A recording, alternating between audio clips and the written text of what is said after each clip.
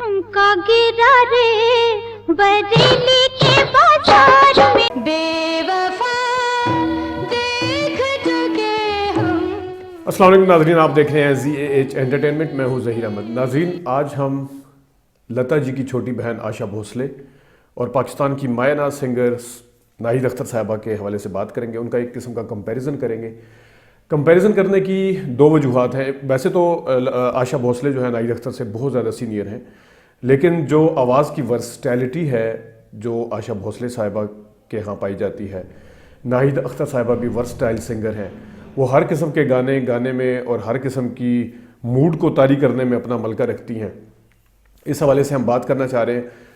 नाज़रीन, कुछ लोग हमारे जो ख़ास तौर पे इंडियन भाई हैं वो लता और नूरजहां साहिबा के कंपैरिजन के हवाले से और मोहम्मद रफ़ी साहब और मेहदी हसन खान साहब के कंपैरिजन के हवाले से बातें करते हैं कि आपने कंपैरिजन क्यों किया, सोचा क्यों, और ये वो। पहली बात तो ये है कि इसमें तो शक नहीं है कि जो स्पेक्ट्रम इंडियन इंडस्ट्री का है वो बहुत बड़ा है। उसके सूबे बहुत बड़े हैं, उसके सर्किट्स बहुत बड़े हैं, उसकी इंडस्ट्री की जो एक वसी पैमाने पर सारा कुछ तैयार होता है हर लिहाज से। लेकिन जो वहाँ के माने हुए जो खुद सिंगर हैं, अब लता जी जो है वो नूरजहां को कैसे याद करती हैं, उनको कैसे अपना उस्ताद मानती हैं। उनके नूरजहां की जो फर्स्ट मीटिंग थी, जिस वक्त नूरजहां छाई हुई थी इंडस्ट्री में, उस वक्त जो लता जी थी वो कुछ भी नहीं थी। तो वो उनसे पूछें जो इस चीज़ पे एतराज़ करते हैं कि कंपैरिजन क्यों किया। मेहदी हसन खान साहब के हवाले से लता जी ने जो कुछ कहा हुआ है, जगजीत सिंह ने जो कुछ कहा हुआ है, आपके सिंगर्स ने जो मेहदी हसन खान साहब के जो आपके माने हुए सिंगर हैं उन्होंने जो कुछ कहा हुआ है वो भी सबके सामने है। अब वैसे तो आशा भोसले लता की छोटी बहन बहुत ज़्यादा सीनियर है नाहिद अख्तर साहिबा से, लेकिन नाहिद अख्तर साहिबा जैसे मैंने कहा कि वर्सटैलिटी उनकी अपनी एक इस्टेब्लिश है। और मैं आपको एक और चीज़ बता दूं कि जिस वक्त 74 में नाहिद अख्तर साहिबा आई, नन्ना फरिश्ता फिल्म थी उनकी पहली। दूसरी फिल्म जो थी शमा, जिसके डायरेक्टर माया नाज, हदायतकार शबाब करौनवी साहब थे, और जिसके अंदर उस वक्त के माया नाज अदाकारों ने काम किया, वहीद मुराद, मोहम्मद अली नदीम, दीबा बाबरा और ज़ेबा बेगम, इन्होंने काम किया। वहाँ पे नाहिद अख्तर साहिबा को जो चांस दिया, दूसरी या तीसरी, पहली नन्ना फरिश्ता थी, दूसरी फिल्म ये शमा फिल्म में जब उन्हें चांस मिला, तो ये गाना जो नाहिद अख्तर साहिबा ने गाया, ये ज़रा सुनिए। इसको बाद में आशा भोसले ने भी गाया, तो कंपैरिजन तो बनता है।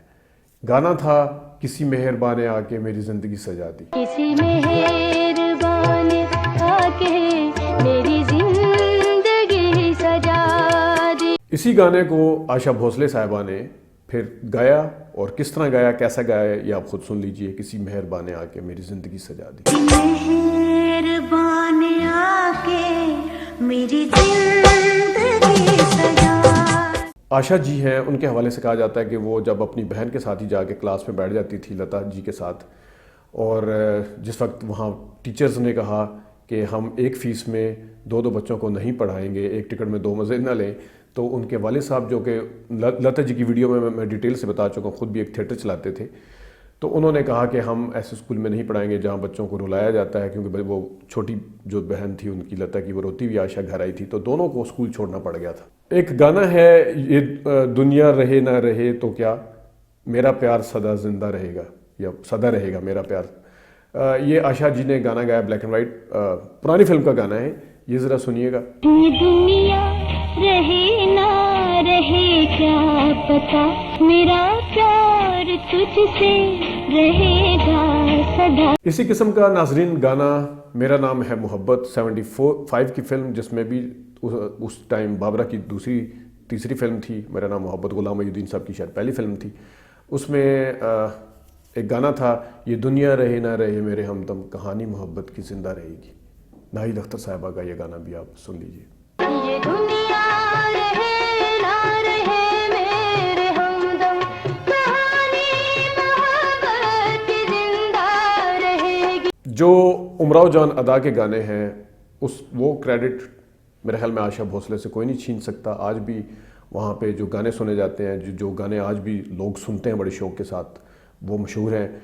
इसकी भी एक हिस्ट्री है। जो उसका कंपोज़र थे, उन्होंने कहा कि मैं गाना इस तरीके से गवाना चाहता हूँ, तो आशा जी ने उनके आगे कहा कि नहीं, मैं इस तरह, इन आँखों की मस्ती के दिल चीज़ है क्या, तो उन्होंने कहा नहीं। फिर गानों को दोनों तरीके से रिकॉर्ड किया गया था, लेकिन आखिर में वही गाने सेलेक्ट हुए जो मौसीकार साहब चाह रहे थे। गाना है दिल चीज़ है क्या आप मेरी जान लीजिए।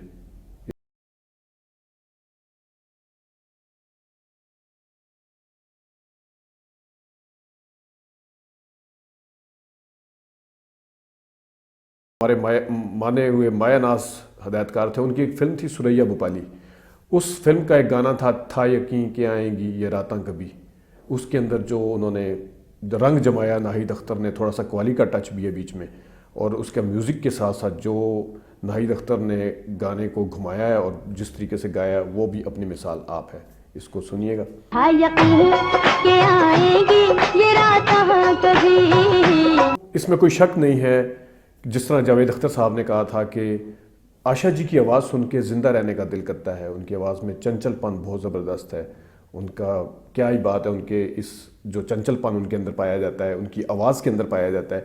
और इसी तरह नाहिद अख्तर हैं, उन्होंने फोक गाने, पंजाबी गाने, पश्तो गाने, गज़लें उन्होंने जो गाई हैं उनकी भी कोई मिसाल नहीं मिलती। अब हम आपको थोड़ा सा दोनों का फ़र्क भी बताना चाहेंगे। जो नाहिद अख्तर हैं, जो आशा हैं, वो चंचलपन उनके यहाँ पाया जाता है, लेकिन जिस तरीके से आवाज़ को घुमा फिरा के और हाला लाला बीच में ला के और जो टच करते हैं नाहिद अख्तर साहिबा, उनके गाने बहुत ज़्यादा हैं इस किस्म के। वो आवाज़ को न सिर्फ आवाज़ के अंदर चंचलपन पैदा करती हैं, बल्कि साथ में दूसरी जो जिस तरह किशोर कुमार साहब के यहाँ पाया जाता था, जिस पे कुछ लोग उस वक्त तनकीद भी करते थे कि आवाज़ें किस किस्म की निकालते हैं, ये आवाज़ें नाहिद अख्तर साहिबा भी निकालती थी, लेकिन गाने को घुमा फिरा के फिर अपनी लाइन के ऊपर लेके आती थी।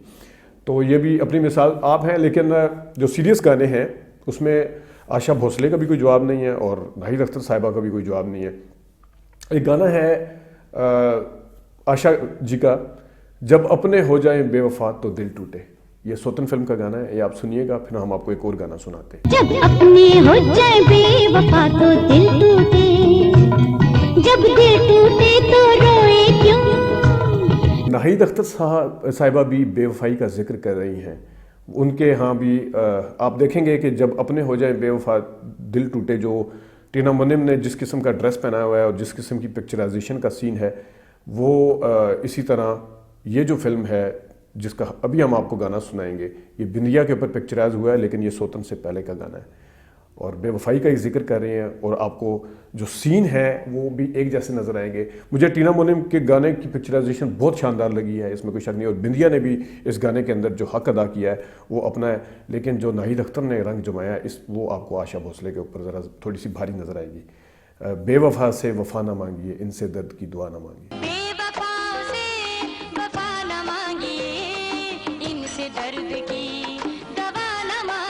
वैसे तो बहुत ज़्यादा इस किस्म के जो गाने हैं वो गाए जाते हैं और सुने भी जाते हैं। बेवफाई के हवाले से एक गाना मैंने टाइटल में भी लगाया है इनका, वो भी आपने सुन लिया होगा यकीनन।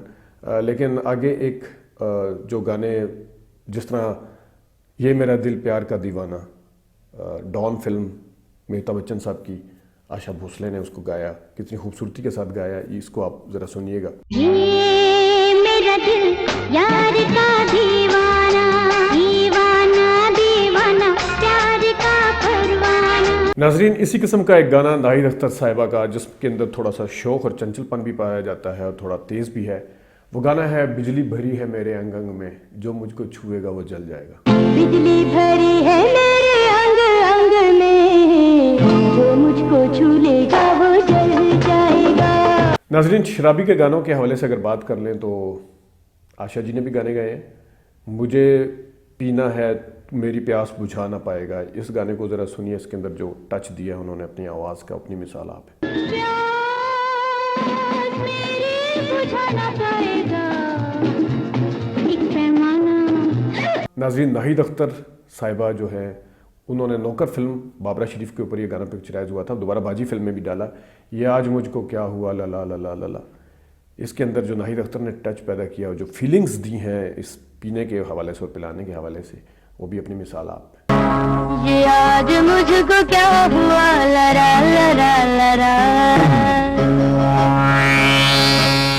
जो नाज़रीन आशा जी हैं, उनके शोहर थे आर.डी. बर्मन साहब। उन्होंने तो उनको इतना सपोर्ट किया, माने हुए वो कंपोज़र थे और 50 से शायद तो सुपर हिट गाने हैं इन दोनों के। आपको याद होगा जब वैसे तो जिन फिल्मों पे फिल्म फेयर अवार्ड मिला है आशा जी को, उसमें और भी बहुत है, लेकिन उनकी अपनी बहन सामने मुकाबले में आती है गरीबों की सुनो के साथ। उस ज़माने में आखिरी खत एक फ़िल्म आई थी, उसमें भारो मेरा जीवन भी संवारो, हालांकि लता जी का मेरा ऑल टाइम फेवरेट गाना है, लेकिन उसमें उनकी आशा जी को अवार्ड मिला। इसी तरह फिर उनको एक और पिया अब तो आजा जो अवार्ड मिला, वो दूसरा इसमें भी मिलती है ज़िंदगी में मोहब्बत कभी कभी, उसमें भी लता जी साथ थी, मुकाबले में थी, लेकिन उसमें भी फिल्म फेयर अवार्ड जो था वो आशा को मिला। तो उनके गाने जो थे, उनकी जो धुनें थी आर.डी. बर्मन साहब की, वो भी अपनी मिसाल आप थी। वैसे मैं आपको एक दिलचस्प किस्सा भी सुनाता चलूँ। आशा जी, वैसे तो आर.डी. बर्मन का इंतकाल हो चुका है। आशा जी जो थी वो क्योंकि सफाई की बहुत ज़्यादा पसंद करती हैं, सफाई को घर के अंदर साफ़ सुथरा रखती थी। तो दिलचस्प किस्सा ये है कि आर.डी. बर्मन साहब इस चीज़ से बड़े परेशान होते थे, और आर.डी. बर्मन साहब ने एक दफ़ा जब अपनी बीवी को बुके दिया फूलों वाला, तो उसके अंदर झाड़ू रखा हुआ था। फिर इसी तरह झुमके बना के दिए उनको, तो उसमें भी अंदर झाड़ू साथ लगाया हुआ था कि आप झाड़ू साथ ही रखें अपने। तो आखिर में गज़ल के हवाले से अगर हम थोड़ी सी बात कर लें, आशा जी भी गज़ल की जो गायक मानी हुई हैं, उनकी गज़लें आज भी लोग सुनते हैं। मुद्दतें बीत गई तुम नहीं आए, ये गज़ल सुनिएगा ज़रा। मुद्दतें बीत गई तुम नहीं आए अब तक। और आखिर में नाज़रीन, नाहिद अख्तर साहिबा की ये गज़ल है, इसके साथ हम आपसे इजाज़त चाहेंगे, और उम्मीद है कि आपको ये प्रोग्राम पसंद भी आएगा। लेकिन आप ये गज़ल सुनिएगा, शब गम हमसे मिलके ऐसे रोई मिला हो जैसे सदियों बाद कोई।